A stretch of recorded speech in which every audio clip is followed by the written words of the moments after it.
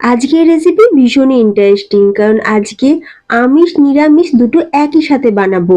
Test হবে একদম high লেভেলের। এই রেসিপিটা রুটি, পোলাও, ফ্রাইড রাইসের সাথে সাথে প্লেন রাইসের সাথেও কিন্তু খেতে দারুণ লাগে। একবার আমার মতন করে বানিয়ে খেয়ে দেখো, তারপর অবশ্যই কিন্তু আমাকে কমেন্ট করে জানিও তোমাদের কেমন লাগলো। নমস্কার, বেঙ্গলি পাকশালায় তোমাদের সকলকে স্বাগত।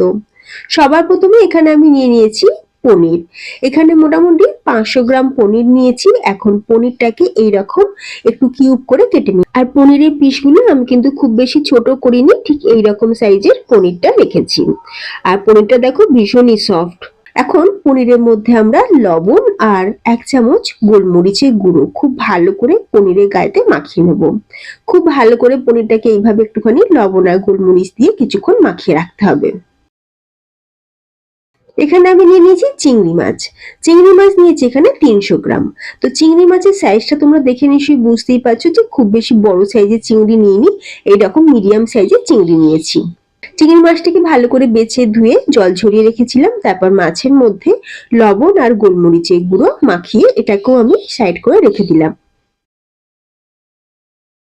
মশলার জন্য আমি এখানে নিয়ে নিয়েছি রসুন, পেঁয়াজ, মোটামুটি এখানে 8-9 কোয়া রসুন নিয়েছি, 3টে পেঁয়াজ নিয়েছি, আদা নিয়েছি 1 ইঞ্চি, আর ঝালের জন্য নিয়ে নিয়েছি কাঁচা লঙ্কা। এই সবকিছুকে আমরা একটু সিদ্ধ করে নেব। তো একটা পাত্রের মধ্যে একটু জল গরম করে নিয়ে একে একে সবগুলোকে দিয়ে দিলাম। দিয়ে এখন চাপা দিয়ে এটাকে সিদ্ধ হতে দিচ্ছি। এবার যতক্ষণ পেঁয়াজটা সিদ্ধ হচ্ছে, অন্যদিকে আমরা বাকি কাজটা সেরে নেব। প্রথমে ফ্রাই প্যানের মধ্যে দিয়ে দিচ্ছি 1 টেবিল চামচ ঘি। পুরো রান্নাটা কিন্তু আজকে ঘিয়েতেই সারবো। 1 টেবিল চামচ ঘি। ঘিটা ভালোভাবে গরম হয়ে যেতে এখানে একটা বড় সাইজের ক্যাপসিকাম, যেটাকে আমি এরকম স্কোয়ার করে কেটে রেখেছিলাম, এখন ক্যাপসিকামটাকে হালকা একটুখানি ভেজে নিলাম। খুব বেশি কিন্তু সফট করে ফেলবে না। কয়েক সেকেন্ড ক্যাপসিকামটাকে একটু ভাজা ভাজা করে নেওয়ার পর তুলে রেখে দিলাম। তারপর কড়াইতে যে অবশিষ্ট ঘি ছিল তার মধ্যে আমরা পনিরটাকে দিয়ে দিলাম। দিয়ে এখন আমরা পনিরটাকেও একটু ফ্রাই করে নেব। অন্যদিকে দেখো পেঁয়াজ, রসুন, আদা, কাঁচা লঙ্কা খুব ভালোভাবে কিন্তু সিদ্ধ হয়ে গেছে। এখন ছাঁচা দিয়ে তুলে নেব, তারপর ঠান্ডা হওয়ার জন্য রেখে দেবো। আর এদিকে দেখো পনিরটাও কিন্তু আমাদের ভাজা হয়ে গেছে, তুলে রেখে দিলাম। তারপর ফ্রাই প্যানেতে আরো 1 চামচ ঘি দিয়ে দিলাম। তারপর আমি এর মধ্যে দিয়ে দিচ্ছি কুচনো রসুন। এখানে 4-5 কোয়া রসুন, যেটাকে আমি একদম ছোট ছোট করে কুচি করে নিয়েছিলাম। রসুনটাকে এখন একটু ফ্রাই করে নেব। রসুনের কালারটা যখন চেঞ্জ হয়ে যাবে, রসুনটা যখন ভাজা হয়ে যাবে, দিয়ে দেবো এখানে ম্যারিনেট করে রাখা চিংড়ি মাছ। এখন চিংড়ি মাছটাকেও আমরা একটু ভাজা ভাজা করে নেব। ঘিয়ের মধ্যে রসুন দিয়ে তারপর যখন চিংড়ি মাছটা দিলাম, এত সুন্দর একটা ফ্লেভার ছাড়লো। তোমরা বাড়িতে যখন বানাবে তোমরা নিশ্চয়ই সেটা পাবে। এরপর দিয়ে দিলাম 1 চামচ চিলি ফ্লেক্স। চিংড়িটাকে এখন আমরা একটু ভেজে নিচ্ছি। আর এদিকে দেখো পেঁয়াজ, আদা, রসুন এগুলো কিন্তু বেশ ঠান্ডা হয়ে গেছে, সেই জন্য গ্রাইন্ডিং জারের মধ্যে এগুলোকে দিয়ে এরই সাথে আমি 1 টেবিল চামচ সাদা তিল দিয়ে দিলাম। দিয়ে এখন সবকিছুকে সুন্দর করে পেস্ট করে নেব।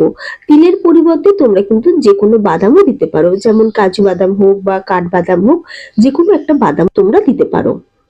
মশলাটা সুন্দর করে পেস্ট করে নিয়েছি। আর এদিকে চিংড়ি মাছটাও ভাজা হয়ে গেছে, তুলে রেখে দিলাম। তারপর ফ্রাই প্যানটা ভালো করে পরিষ্কার করে নিয়ে ফ্রাই প্যানের মধ্যে আমি দিয়ে দিচ্ছি বড় চামচে 3 টেবিল চামচ সাদা তেল, আর তার সাথে 1 টেবিল চামচ ঘি। এরপর আমরা ফোড়নে দিয়ে দেবো শাহজিরা দিয়েছি 1/2 চামচ, আর 1/2 চামচ গোটা গোলমরিচ। শাহজিরার ফ্লেভারটা কিন্তু এই রেসিপিতে দারুণ আসে। যেহেতু শাহজিরার ফ্লেভারটা ভীষণ স্ট্রং হয়, সেই জন্য এই রেসিপিতে খুব ভালো আসে। তবে তোমাদের হাতের কাছে যদি না থাকে তাহলে তোমরা প্লেন জিরাটাও কিন্তু দিতে পারো, কোনো অসুবিধা নেই। এখন ফোড়নটা কয়েক সেকেন্ড একটু ভাজা ভাজা করে নেওয়ার পর দিয়ে দিচ্ছি সেই মশলার পেস্ট। খুব ভালো করে দেখো মশলাটা এখন আমরা কষিয়ে নেবো। পেঁয়াজ, আদা, রসুন যেহেতু আগে থাকতেই সিদ্ধ করা আছে, তাই খুব বেশিক্ষণ না কষিয়ে আমি এখানে গুঁড়ো মশলাটা দিয়ে দিচ্ছি। যেমন হলুদ গুঁড়ো, লঙ্কার গুঁড়ো, ধনের গুঁড়ো, জিরের গুঁড়ো। ধনের গুঁড়ো দিয়েছি 1 চামচ, জিরে গুঁড়ো দিয়েছি 1/2 চামচ, আর লঙ্কা গুঁড়ো দিয়েছি 1 চামচ পরিমাণে, আর 1/4 টিস্পুন পরিমাণে দিয়ে দিয়েছি হলুদের গুঁড়ো। এখন সবকিছুকে খুব ভালো করে একটু কষিয়ে নেব। গ্যাসের ফ্লেম লোতে রেখে মশলাটা একটু ভালো করে কষাতে হবে। এরপর দিয়ে দেবো হাফ কাপ পরিমাণে ফ্যাটানো টক দই। টক দই কিন্তু অবশ্যই আগে থাকতে একটু ফেটিয়ে নেবে। তারপর টক দইয়ে বাটি ধোয়া জল একটুখানি দিয়ে দিলাম, দিয়ে আবারও আমি খুব ভালো করে মশলাটা কষাতে থাকবো যতক্ষণ না মশলা থেকে তেল ছাড়ছে। এই সময় আমি দিয়ে দিলাম 1 চামচ পরিমাণে কাশ্মীরি লঙ্কার গুঁড়ো, এতে করে গ্রেভির কালারটা খুব ভালো আসবে। চাইলে তোমরা দিতেও পারো, আবার নাও দিতে পারো, কোনো অসুবিধা নেই। দেখো ফ্রেন্ডস, মশলাটা দেখো কত সুন্দরভাবে কষানো হয়ে গেছে, সাইড থেকে কিন্তু তেলও ছাড়তে শুরু করেছে। এই সময় আমি দিয়ে দিচ্ছি ভেজে রাখা চিংড়ি মাছ। এখন চিংড়ি মাছটা দেওয়ার পর আরো কিছুক্ষণ একটু ভালো করে মশলার সাথে কষিয়ে নেবো। তারপর এর মধ্যে দিয়ে দেবো উষ্ণ গরম জল। জলটা কিন্তু অবশ্যই উষ্ণ গরম জল ব্যবহার করবে। উষ্ণ গরম জল দিয়ে দিলাম মোটামুটি এখানে বড় কাপের 1.5 কাপ। এখন যখন গ্রেভিটা ফুটতে শুরু করবে তখন এর মধ্যে অ্যাড করে দেবো ভেজে রাখা পনির। কি ফ্রেন্ডস, রেসিপিটা ভীষণই ইন্টারেস্টিং না? কারণ ভেজ হিসাবে আমরা পনিরটা ব্যবহার করি, আর নন ভেজে আমরা ব্যবহার করি প্রন। আজকে ভেজ নন ভেজ দুটো একসাথেই বানাচ্ছি। পনির দেওয়ার পর দিয়ে দিলাম ওই বড় চামচের 1 টেবিল চামচ ফ্রেশ ক্রিম, স্বাদ অনুযায়ী লবণ দিয়ে দিলাম, আর 1 চামচ দিয়ে দিচ্ছি চিনি। ফ্রেশ ক্রিম যদি হাতের কাছে না থাকে তাহলে তোমরা বাড়িতে যখন আমরা দুধ ফোটাই, দুধ জাল দেওয়ার পর দুধের উপরে যে একটা লেয়ার জমে, আমি কিন্তু সেই মালাইটাকেও তুলে রাখি। বেশিরভাগ রান্নাতে দেখবে আমি কিন্তু ওই মালাইটাই ব্যবহার করি। যেহেতু আজকে হাতের কাছে ফ্রেশ ক্রিম ছিল তাই দিচ্ছি, তোমরা চাইলে মালাইটাও দিতে পারো। এখন চাপা দিয়ে কিছুক্ষণ ফুটিয়ে নেব। পনিরটা গ্রেভির সাথে কিছুক্ষণ ফুটিয়ে নেওয়ার পর দিয়ে দিলাম এখানে ভেজে রাখা ক্যাপসিকাম, গোলমরিচের গুঁড়ো দিয়ে দিচ্ছি 1/2 চামচ পরিমাণে, কসুরি মেথি দিয়ে দিলাম অল্প সামান্য, আর 1/4 টিস্পুন পরিমাণে দিয়ে দিলাম শাহি গরম মশলা গুঁড়ো।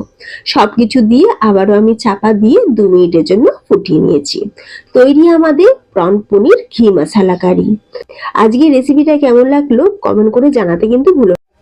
আর তোমাদের এই সুন্দর সুন্দর কমেন্টস গুলো পড়তে কিন্তু আমার ভীষণ ভালো লাগে, আর আমি কিন্তু প্রত্যেকের কমেন্টসে রিপ্লাইও করে থাকি, তাই কমেন্টস করতে একদমই ভুলবে না।